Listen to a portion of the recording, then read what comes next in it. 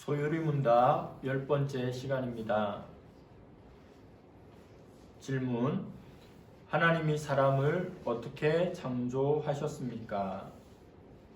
대답: 하나님께서 자기의 형상대로 남자와 여자를 창조하셨고 지식과 공의와 거룩함이 있게 하사 피조물들을 다스리게 하셨습니다.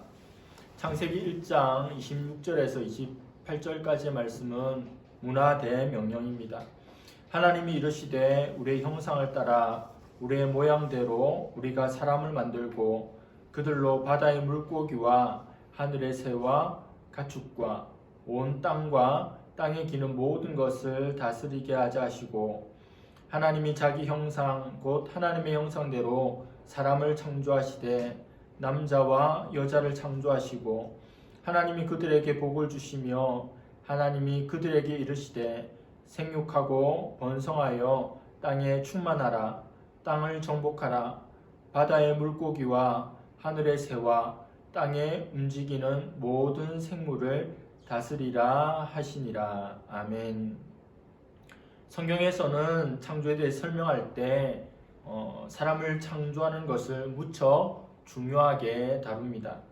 창세기를 보면 다른 것들의 창조를 설명할 때는 한 줄 또는 두 줄로 끝나는데 사람의 창조는 따로 떼어서 아주 비중 있게 다룹니다. 창세기 2장은 사람의 창조에 대해서 우리에게 말씀합니다.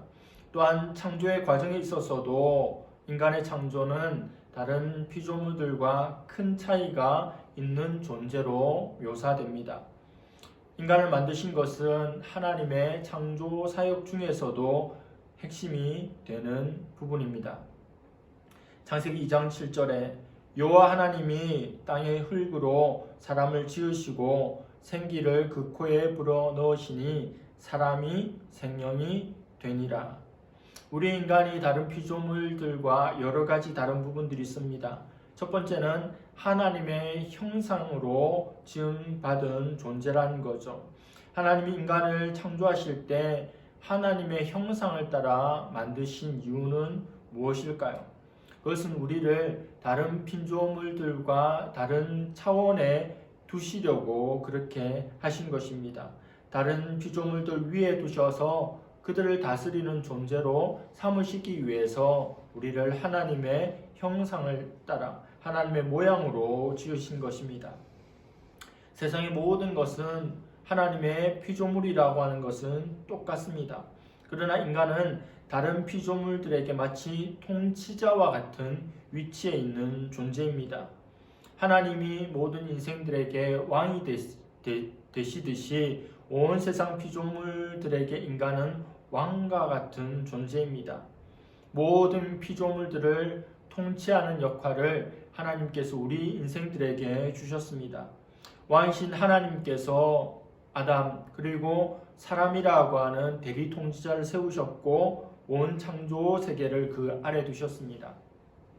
하나님과 우리 인생들의 관계가 좋으면 자연 만물도 인생들에게 복종하게 되어 있습니다. 하나님은 우리를 사랑해 주시고 우리는 하나님 앞에 신뢰를 보내고 하나님 앞에 순종하고 자연 만물을 돌보면 자연 만물이 우리에게 순종하게 되어 있습니다.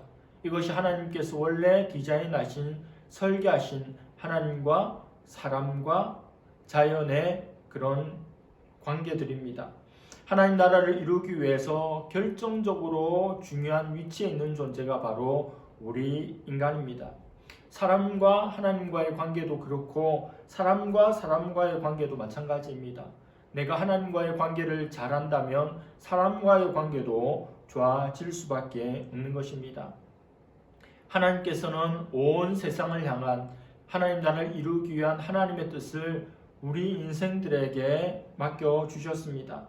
하나님의 뜻이 우리를 통해서 이루어진다는 것에 대해서 반응하면서 인간으로서 참된 본분을 다해야 한다는 것을 기억하기를 바랍니다. 하나님께서 우리를 창조하시되 하나님의 형상을 따라 만드셨습니다. 그 하나님의 형상이 무엇이라고 말씀합니까? 오늘 신문답에서는 하나님의 형상이란 지식과 공의와 거룩이라고 말씀합니다. 하나님은 영이시죠. 우리는 육체입니다. 하나님 눈에 보이는 형상이 없으신 분이죠. 그런데 하나님의 형상을 따라 만들어졌다라고 하는 것은 하나님의 그 어떠함을 따라 만들어졌다는 겁니다.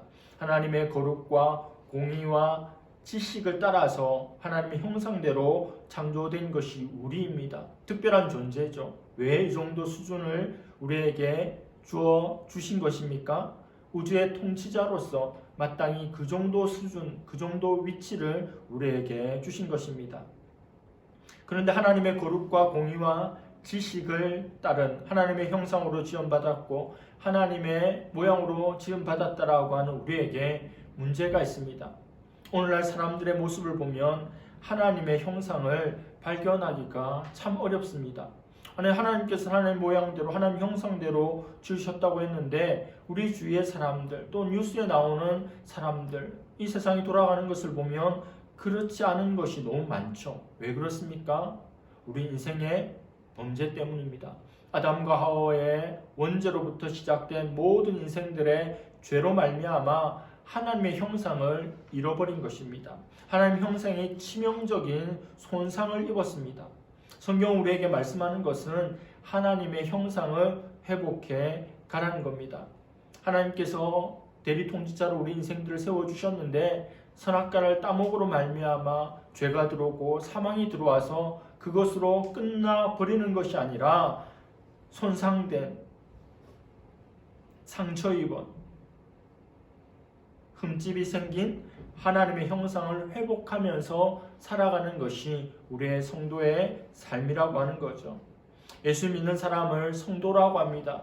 성도는 거룩한 무리란 뜻이죠. 우리는 완전한 거룩을 이룰 수 없습니다.